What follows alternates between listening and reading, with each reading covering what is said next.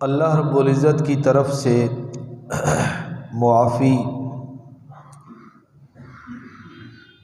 مغفرت، رحمت، یہ ایسے انعام ہیں کہ جس بندے کو مغفرت نصیب ہو جائے، رحمت نصیب ہو جائے، اللہ کا فضل مل جائے، اللہ رب العزت کی طرف سے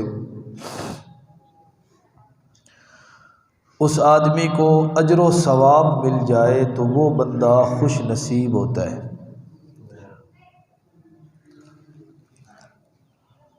ام المومنین حضرت عائشہ صدیقہ سلام اللہ علیہا نے نبی پاک صلی اللہ علیہ وسلم سے پوچھا، اللہ کے پیغمبر، لیلۃ القدر، وہ شب قدر کہ ایک رات کی عبادت 1000 مہینوں کی عبادت سے افضل ہے، اس رات میں کسی کو عبادت کرنے کا، دعا مانگنے کا موقع مل جائے تو وہ اللہ سے کیا مانگے؟ نبی علیہ الصلوۃ والسلام نے دعا سکھلائی کہ وہ رات اگر کسی خوش نصیب آدمی کو نصیب ہو جائے تو اس کو چاہیے وہ اللہ سے یوں دعا کرے، اللہم انک عفو کریم تحب العفو فاعف عنی، یا اللہ تو معاف کرنے والا ہے، بادشاہ ہے، عزتوں والا ہے، اور یا اللہ تو معاف کرنے کو پسند کرتا ہے، فاعف عنی، یا اللہ مجھے بھی معاف کر دے۔ تو معافی اور مغفرت اور رحمت اور اجر اور ثواب یہ جس آدمی کو مل گیا وہ بندہ تو بن گیا خوش نصیب۔ اب جو آیت مبارکہ میں نے آپ کے سامنے پڑھی ہے، اس آیت مبارکہ میں اللہ رب العزت نے 2 کاموں پہ 2 خوشخبریاں ذکر فرمائی ہیں۔ اللہ فرماتے ہیں من اتبع الذکر وخشی الرحمن، کرنے کے یہ 2 کام ہیں، اتبع الذکر اور دوسرا کام وخشی الرحمن بالغیب۔ جس بندے نے یہ 2 کام کر لیے نا، اس آدمی کے لیے اللہ رب العزت کا حکم ہے فبشرہ، اے میرے پیغمبر اس بندے کو خوشخبری سنا دیں آپ، کس چیز کی؟ بے مغفرت، سب سے پہلے تو اللہ اس کو معاف کرنے لگا ہے، اور دوسری خوشخبری اجر کریم، اللہ رب العزت اس کو اپنی رحمت اور فضل کے ساتھ اتنا اجر اور ثواب سے اس کو نوازیں گے کہ وہ بندہ خود اللہ کی عطا کو دیکھ کے حیران رہ جائے گا۔ تو کرنے کے کام کتنے ہیں؟ 2، نمبر 1 اتبع الذکر، اور نمبر 2 خشی الرحمن بالغیب۔ اتبع الذکر مانا اس نے اپنے آپ کو قرآن کے پیچھے چلا دیا۔ اتبع الذکر، ذکر سے مراد کیا ہے؟ قرآن، ذکر سے مراد کیا ہے؟ قرآن۔ اتبع الذکر، اس نے اپنا رہنما، اپنا ہادی، اپنا امام، اپنا پیشوا، رہنمائی کرنے والا، راہ دکھانے والا وہ قرآن بنا لیا۔ اس نے قرآن کو اپنے آگے رکھا اور خود قرآن کے پیچھے چلا، ایک کام، اور دوسرا خشی الرحمن بالغیب، اللہ کو دیکھا نہیں ہے لیکن بن دیکھے اپنے دل کے اندر اللہ کا ڈر اور اللہ کا خوف بٹھا لیا۔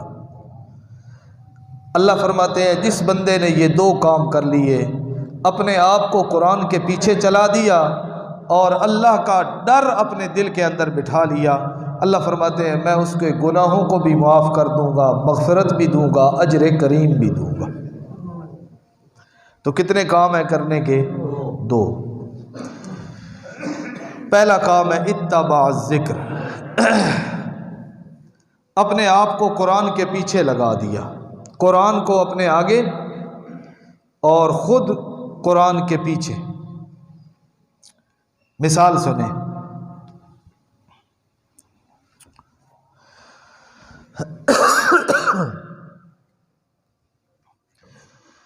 اعوذ باللہ من الشیطان الرجیم،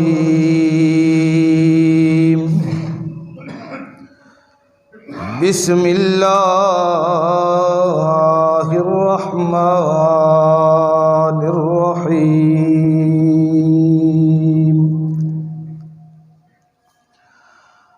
وَإِنْ أَرَدْتُمُ اسْتِبْدَالَ زَوْجٍ مَّكَانَ زَوْجٍ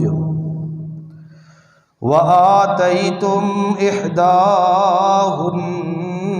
قِنطَارًا فَلَا تَأْخُذُوا مِنْهُ شَيْئًا أَتَأْخُذُونَهُ بُهْتَانًا وَإِثْمًا مُبِينًا۔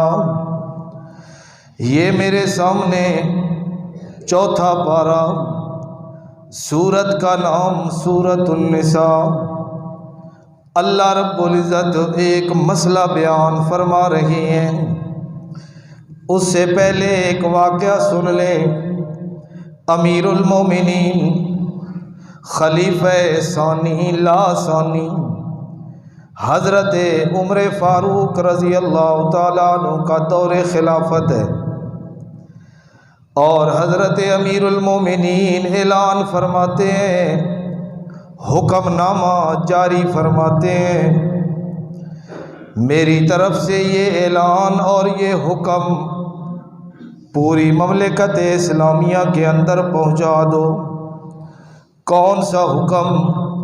امیر المومنین فرماتے ہیں، خیال کرنا آئندہ جب بھی کسی جگہ پہ مجلس نکاح منعقد ہو، کسی جگہ پہ مرد اور عورت کا نکاح ہو رہا ہو، خیال کرنا زیادہ حق مہر مقرر نہیں کرنا، ہزاروں کی تعداد میں زیادہ حق مہر مقرر نہیں کرنا۔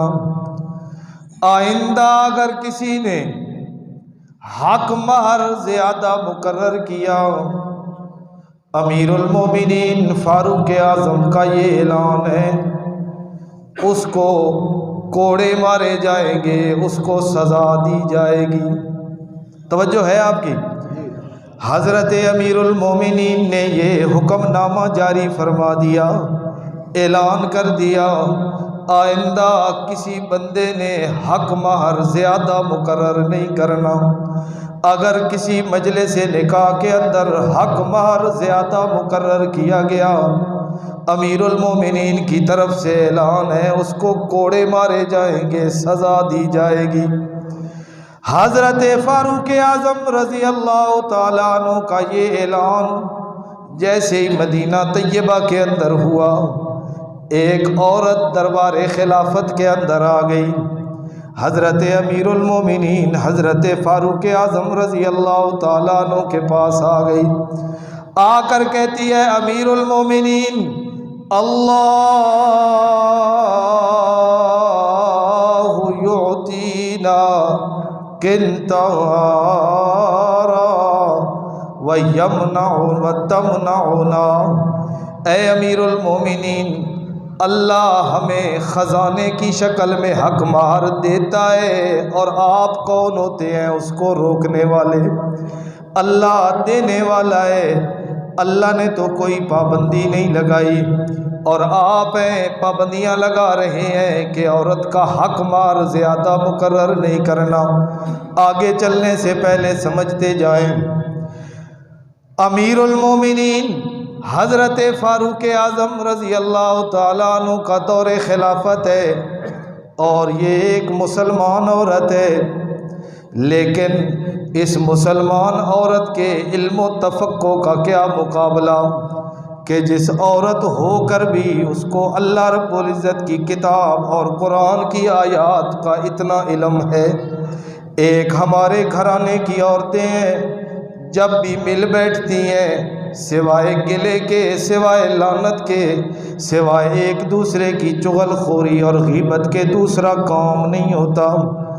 اللہ کے پاک پیغمبر صلی اللہ علیہ وسلم نے اپنی تعلیم اور تبلیغ کے بعد جو معاشرہ تشکیل دیا تھا، جو مرد و عورت تیار کیے تھے، ان کو محبت تھی تو اللہ کی کتاب قرآن کے ساتھ، ان کے دلوں میں پیار تھا تو دین کا پیار تھا، ان کے دلوں میں جذبہ تھا تو پیغمبر کی سنت پہ کٹ مرنے کا جذبہ تھا۔ اللہ کے پاک پیغمبر صلی اللہ علیہ وسلم جا رہے ہیں، آگے ایک عورتوں کا مجمع لگا ہوا ہے، عورتیں بیٹھی ہوئی ہیں، اور اللہ کے پاک پیغمبر انہیں مخاطب کر کے کہتے ہیں، یا معاشر النساء تصدقنا، اے عورتوں کی جماعت، تصدقنا، تم صدقہ خیرات زیادہ دیا کرو، اے عورتوں تم صدقہ خیرات زیادہ دیا کرو، فإنی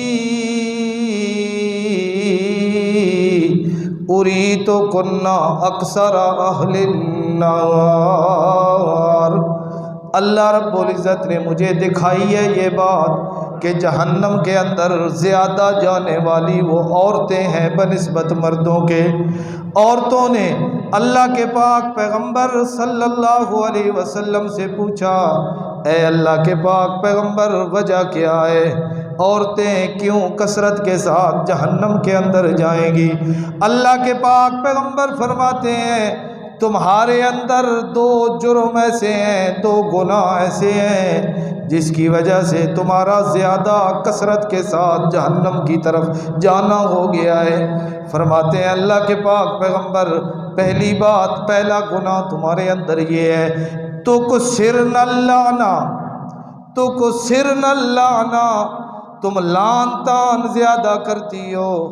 تم کیا کرتی ہو؟ لعن طعن زیادہ کرتی ہو، بات بات پہ لعنت، فلاں کو لکھ دی لعنت، فلاں پہ لکھ کی لعنت، اولاد کو بد دعا، بیٹے بیٹیوں کو بد دعا، خاوند کو بد دعائیں۔ تکثرن اللعنہ، تم لعن طعن زیادہ کرتی ہو، اور دوسرا گناہ وتکفرن العشیر، اور تم خاوند کی ناشکری اور نافرمانی زیادہ کرتی ہو۔ اللہ اکبر، خاوند کی نافرمانی اور ناشکری زیادہ کرتی۔ کبھی جو کوئی مشکل آ گئی گھر میں اور خاوند کے پاس، بیچارے کے پاس نہیں ہے کچھ، کوئی موقع آ گیا خوشی کا، غمی کا، کہیں آنے جانے کی بات ہوئی، اور عورت نے کوئی بات کی اور اس خاوند نے کہا میرے پاس آج کچھ نہیں ہے، صبر کر لو، انہی کپڑوں پہ گزارا کر لو، انہی جوتوں پہ گزارا، تو فٹ وہ آگے سے کیا کہتی ہے، جب سے تیرے نکاح میں آئی ہوں نا آج تک میں نے سکھ نہیں دیکھا۔ اسی طرح ہی میں تو جب سے نکاح ہو کے تیرے گھر میں آئی ہوں نا مجھے تو سکھ نہیں ملا یہاں پہ آ کے، میں تو اپنے ماں باپ کے گھر میں ایسی تھی، ایسے کھاتی تھی، یہ کرتی تھی، وہ کرتی تھی۔ اللہ کے پاک پیغمبر فرماتے ہیں تکفرن العشیر، تم خاوند کی ناشکری اور نافرمانی زیادہ کرتی ہو، اس لیے مجھے دکھایا گیا ہے کہ جہنم میں تم کثرت کے ساتھ جاؤ۔ اللہ کے پاک پیغمبر صلی اللہ علیہ وسلم فرماتے ہیں، حدیث مبارکہ ہے، حضرت ابراہیم علیہ السلام، یہ میرے سامنے اللہ رب العزت کی کتاب 14واں پارہ، اللہ رب العزت فرماتے ہیں ربنا انی اسکنت من ذریتی بواد غیر ذی زرع عند بیتک المحرم، 13واں پارہ، سورت کا نام سورہ ابراہیم۔ اللہ رب العزت نے حضرت ابراہیم علیہ السلام اپنے اللہ کے حکم پہ حضرت اسماعیل اور ان کی والدہ کو اس جگہ پہ چھوڑ کے آئے جس جگہ پہ آج کعبۃ اللہ ہے۔ اس وقت یہ بواد غیر ذی زرع، بالکل بیابان بنجر علاقہ، پانی کا ایک قطرہ بھی وہاں پر موجود نہیں ہے۔ زمانہ گزر گیا، کئی سال گزر گئے، حضرت ابراہیم علیہ السلام اپنے بیٹے حضرت اسماعیل کو ملنے کے لیے آتے ہیں، گھر آتے ہیں، دروازہ کھٹکھٹاتے ہیں، عورت باہر نکلی۔ حضرت ابراہیم پوچھتے ہیں حضرت اسماعیل گھر میں ہے کہ نہیں ہے؟ وہ عورت کہتی ہے کہ میرا خاوند جس کا نام اسماعیل ہے وہ باہر شکار کرنے کے لیے گیا ہوا ہے۔ حضرت ابراہیم علیہ السلام پہچان جاتے ہیں کہ یہ میرے بیٹے اسماعیل کی بیوی ہے، لیکن اس عورت کو پتہ نہیں ہے یہ آنے والا بندہ کون ہے۔ حضرت ابراہیم باتوں باتوں میں پوچھتے ہیں سناؤ گھر کے اندر گزارا کیسے ہو رہا ہے، کیسی زندگی بسر ہو رہی ہے، کیسے حالات ہیں؟ وہ عورت کہتی ہے میں تو اس گھر کے اندر بڑی تنگی کے دن گزار رہی ہوں، بڑی تنگی اور بڑی پریشانی کے اندر ہوں۔ حضرت ابراہیم علیہ السلام کہتے ہیں اچھا اللہ حافظ، میں جا رہا ہوں، جب تیرا خاوند اور تیرا گھر والا اسماعیل آئے اسے میری طرف سے سلام بھی دینا اور ایک پیغام بھی دینا۔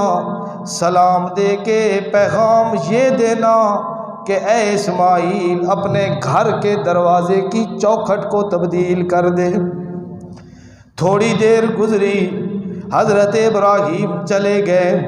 بعد میں حضرت اسماعیل علیہ السلام جب گھر میں آئے، بیوی نے سارا واقعہ بتلایا، اسی طرح فلاں شکل و صورت کا بندہ ہمارے پاس گھر آیا تھا، آپ کا پوچھتا تھا، آپ کو سلام دے کے گیا ہے۔ حضرت اسماعیل کہتے ہیں وہ آنے والا بندہ کوئی عام بندہ نہیں تھا، وہ میرا بابا حضرت ابراہیم تھے۔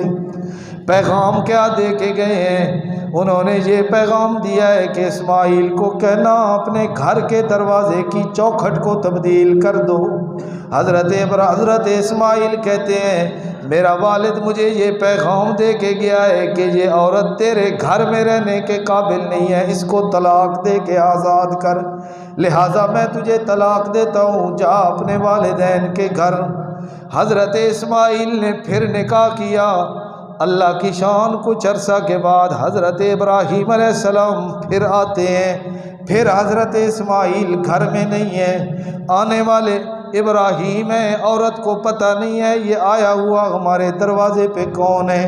باتیں ہوئی، پوچھا کیسی گزر رہی ہے تمہاری زندگی اسماعیل کے ساتھ؟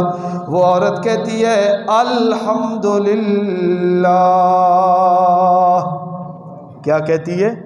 ذرا اونچی آواز سے آپ بھی کہہ دیں، کیا کہتی ہے؟ الحمدللہ۔ یہ جملہ کوئی چھوٹا سا جملہ نہیں ہے، الحمدللہ۔ اللہ کے پاک پیغمبر فرماتے ہیں الحمدللہ تملأ المیزان، قیامت کا دن ہوگا اور بندے کے اعمال اللہ کی عدالت کے اندر تولے جا رہے ہوں گے۔ 17واں پارہ اللہ رب العزت فرماتے ہیں وَنَضَعُ الْمَوَازِينَ الْقِسْطَ لِيَوْمِ الْقِيَامَةِ، اللہ فرماتے ہیں قیامت کے دن ہم انصاف کا ترازو بھی قائم کریں گے، بندے کی نیکیاں بھی تولی جائیں گی، بندے کے گناہ اور جرائم بھی تولے جائیں گے، اور اللہ کے پاک پیغمبر کی سچی اور سچی زبان، ہمارا ایمان پیغمبر کے فرمان پہ یقین ہے۔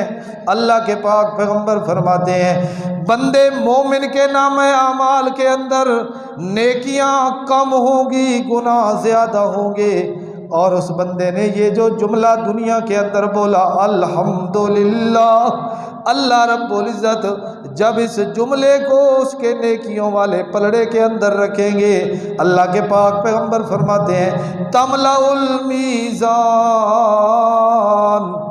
وہ پلڑا بھاری ہو جائے گا اور نیکیوں والا پلڑا جھک جائے گا۔ اللہ حضرت ابراہیم علیہ السلام نے کہا میں جا رہا ہوں، جب تیرا خامد آئے اسے میرا سلام کہنا اور اس کو کہنا کہ اس گھر کے دروازے کی چوکھٹ کو تبدیل نہیں کرنا۔ حضرت اسماعیل واپس آئے، عورت نے بتلایا کہ اس طرح فلاں آدمی آیا تھا، فرمایا میرا والد تھے حضرت ابراہیم، کیا پیغام دے کے گئے ہیں؟ انہوں نے یہ بات کی ہے۔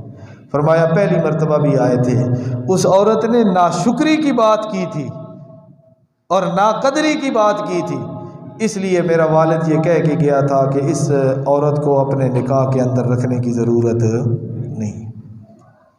اللہ بہرحال بات میں کیا کر رہا تھا؟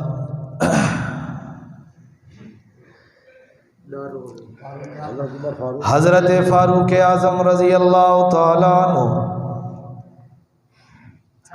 آپ کے زمانے کی عورت، یہ بات یہاں سے میں نے چھوڑی تھی، امیر المومنین حضرت فاروق اعظم رضی اللہ تعالیٰ عنہ کے زمانہ کی عورت، جس کو قرآن اور قرآن فہمی پہ اتنا عبور ہے کہ امیر المومنین ایک حکم نامہ جاری کرتے ہیں اور وہ عورت کھڑے ہو کے اللہ کے قرآن کی آیت سامنے رکھ دیتی ہے اور کہتی ہے اے امیر المومنین، اللہ یعطینا قنطارا، اللہ رب العزت تو ہمیں خزانے دیتا ہے، وَتَمْنَعُنَا، آپ کون ہوتے ہیں ہمیں روکنے والے؟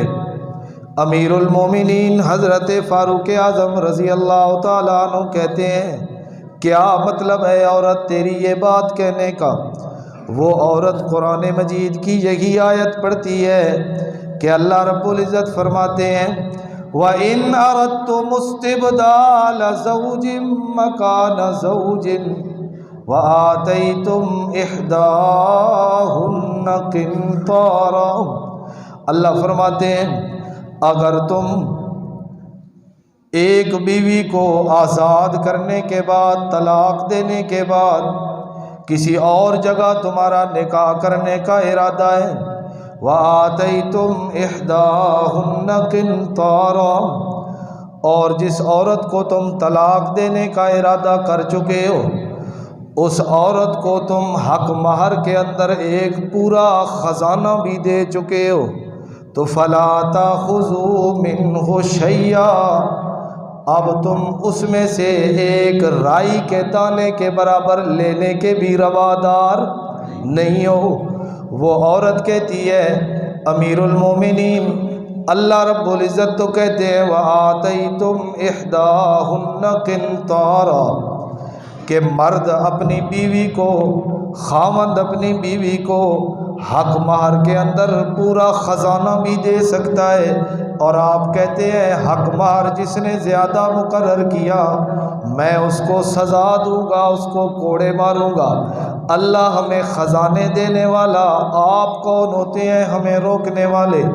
امیر المومنین فاروق اعظم رضی اللہ تعالیٰ عنہ کے سامنے جب یہ آیت قرآن کی آتی ہے، حضرت امیر المومنین من اتبع الذکر، قرآن کے پیچھے چلنے والے، جب ان کے سامنے قرآن کی آیت آئی حضرت امیر المومنین نے کہا میرا حکم منسوخ، میرا فیصلہ منسوخ، میرا قانون بنایا ہوا منسوخ۔ اللہ رب العزت نے جو قانون اور ضابطہ قرآن میں بیان کر دیا، عمر کے اندر جرت نہیں ہے کہ رب کے قانون کو تبدیل کر دے۔ اللہ، یہ بات ہے پہلی، من اتبع الذکر، جس آدمی نے اپنا رہنما قرآن کو بنا لیا، جس بندے نے اپنا رہنما کس کو بنایا؟ قرآن کو بنا لیا کہ قرآن میرا رہنما ہے، قرآن میری جس طرح رہنمائی کرے گا میں قرآن کے پیچھے چلوں گا۔ پہلی بات. اور دوسری وَخَشِيَ الرَّحْمَنَ بِالْغَيْبِ، اللہ فرماتے ہیں پہلا کام کرنے کا کہ اس بندے نے اپنے آپ کو قرآن کے پیچھے چلا دیا، اور دوسرا کام خشی الرحمن بالغیب، اس بندے کے دل کے اندر اللہ رب العزت کا خوف اور اللہ رب العزت کا ڈر ہے. اللہ کے علاوہ اس کے دل کے اندر کسی کا خوف نہیں ہے. حضرت سعید رحمۃ اللہ علیہ کوفہ کے رہنے والے ایک بہت بڑے بزرگ ہیں.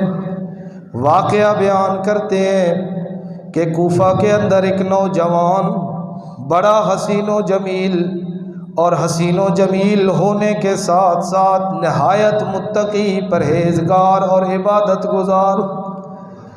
خوش نصیب ہے وہ نوجوان جن کی جوانی اور جن کا شباب اللہ کی یاد اور اللہ کی عبادت کے اندر گزر رہا ہے. بڑھاپے کے اندر بھی جس کو توفیق ہو گئی نماز کی، کلمے کی، مسجد کی، روزے کی، نیکی کی، تقوی کی، طہارت کی، سمجھو اس پر بھی اللہ کا احسان اور انعام ہے. لیکن اصل عبادت، اصل ریاضت، اصل دعائیں، اصل نمازیں، اصل ذکر اذکار وہ جوانی کے ہیں. جب بندے کے پاس جوانی بھی ہو، شباب بھی ہو، طاقت بھی ہو، جب بندے کے پاس ساری خواہشات ہو اور وہ بندہ اپنی ساری خواہشات کو دبا کے، اپنی جوانی اور شباب کی قوت اور طاقت کو دبا کے وہ بندہ اپنے آپ کو اللہ رب العزت کا فرما بردار اور اللہ کے حکموں پہ چلنے والا بناتا ہے، اللہ رب العزت بھی ایسے نوجوان بندے سے بڑی محبت کرتے ہیں. اللہ کے پاک پیغمبر صلی اللہ علیہ وسلم فرماتے ہیں رجل شاب نشأ فی عبادت اللہ، وہ نوجوان جس کی جوانی اللہ کی عبادت کے اندر گزر رہی ہے، جس کی جوانی اللہ کی یاد کے اندر گزر رہی ہے، جس کی جوانی مسجد کے اندر گزر رہی ہے. اللہ کے پاک پیغمبر فرماتے ہیں ایسا بندہ قیامت کے دن جب اللہ کے سامنے آئے گا یذلہم اللہ فی ذلہ یوم لا ذل الا ذلہ، اس دن اللہ رب العزت اس نوجوان کو اپنے عرش کے سائے کے نیچے جگہ عطا فرمائیں گے. اللہ در جوانی توبہ کردن شیوہ پیمبری، در جوانی توبہ کردن شیوہ پیمبری، وقت پیری گرگ ظالم میں شود پرہیزگار. جوانی میں اپنے آپ کو اللہ کا بنا لینا شیوہ پیمبری، یہ کس کا کام ہے؟ نبیوں کا کام. اللہ اکبر. ہو بندہ کیا کیا کہے. موبائل نے آ کے تو ہمارا بیڑا ہی غرق کر دیا، بالکل نسل ہی تباہ ہو گئی. دین کا، ایمان کا، شرم و حیا کا، تقوی للہیت کا، اللہ کا ڈر، اللہ کا خوف، ساری چیزیں ختم. گناہ کے یہ آلات ایسے ہمارے ہاتھوں کے اندر آئے کہ ہم شیطان کے بندے بن گئے، رحمان کی رحمت سے ہم بہت دور چلے گئے.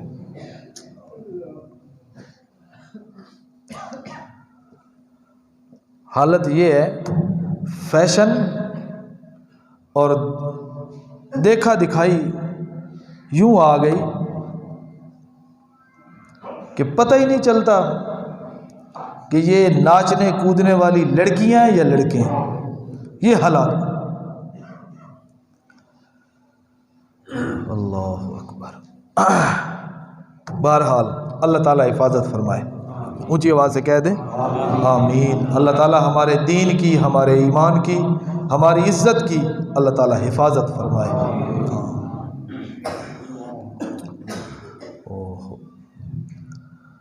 کوفے کے اندر رہنے والا وہ نوجوان عبادت گزار، متقی، پرہیزگار، جس کا زیادہ وقت اللہ کے گھر مسجد کے اندر گزرتا ہے، مسجد سے نکل کے اپنے گھر کی طرف جا رہا ہے، راستے میں ایک نوجوان لڑکی اس کے راستہ روک کے کھڑی ہو گئی، آوازیں لگاتی ہے اس کو، اور وہ بندہ خاموشی سے اس کی طرف توجہ کیے بغیر اپنے گھر کی طرف چلا جاتا ہے، توجہ گھر کی طرف چلا گیا۔ دوسرا دن ہوا، وہ بندہ پھر مسجد سے اپنے گھر کی طرف جا رہا ہے، وہ عورت کسی طریقے سے اس آدمی کے ہاتھ میں ایک رکا، ایک خط تھما دیتی ہے۔ جب وہ اپنے گھر کے اندر جا کے اس کو کھولتا ہے، دیکھتا ہے، وہ عورت اس کے بارے میں عجیب احساسات اور جذبات اس عورت کے لکھے ہوئے اس خط کے اندر، وہ بندہ، وہ نوجوان جب اس نوجوان لڑکی کا وہ لکھا ہوا خط پڑھتا ہے، دل اس کا کانپ جاتا ہے، دل اس کا ڈر جاتا ہے۔ وہ اس کا خط کا جواب لکھتا ہے اور اس کو کہتا ہے اللہ سے ڈر، اتق اللہ، اللہ سے ڈر، اور اس دن کے بارے میں ڈر۔ اس نے قرآن مجید کی یہ آیت اس خط کے اندر لکھی۔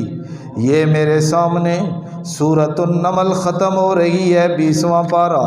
اللہ رب العزت فرماتے ہیں وَتَرَى الْجِبَالَ تَحْسَبُهَا جَامِدَةً وَهِيَ تَمُرُّ مَرَّ السَّحَابِ۔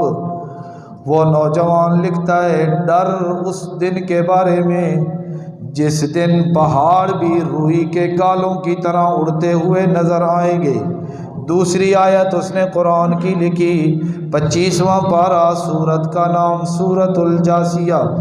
اللہ رب العزت فرماتے ہیں وَتَرَى كُلَّ أُمَّةٍ جَاثِيَةٍ كُلَّ أُمَّةٍ تُدْعَىٰ إِلَىٰ كِتَابِهَا۔ قیامت کا دن ہوگا، ہر بندہ گھٹنوں کے بل زمین کے اوپر پڑا ہوا ہوگا، اللہ رب العزت کے سامنے اس دن وہ عاجزی کر رہا ہوگا، ذلیل و خوار ہو کے اپنے اللہ کے سامنے پڑا ہوا ہوگا۔